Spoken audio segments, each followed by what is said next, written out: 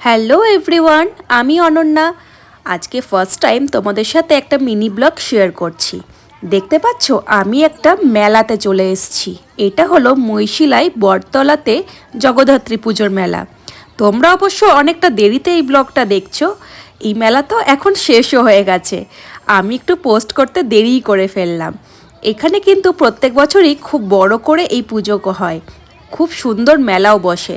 আর এখানকার প্রতিমাও খুবই সুন্দর। চলো তোমাদের প্রতিমার দর্শন করি দিই। এই দেখো জগদ্ধাত্রী মা, সবাই দর্শন করে নাও। আমরা কিন্তু প্রত্যেক বছরই এই মেলাতে আসি, খুব ভালো লাগে।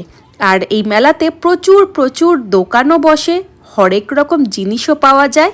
আর সাথে তো আছেই নানান ধরনের নতুনত্ব নাগরদোলা, যেটা দেখে সেই ছোটোবেলায় ফিরে যেতে ইচ্ছে করে। ঠিক যখন আমরা মা বাবার কাছে খুব জেদ করতাম যে আমরা নাগরদোলা চাপবো, ঠিক সেই সময়টা মনে পড়ে যায়।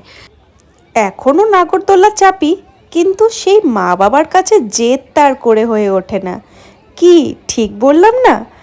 আর এই রকমভাবে মেলাটা আমরা খুব সুন্দর করে এনজয় করতে করতে আমাদের খিদেও পেয়ে গেছিলো।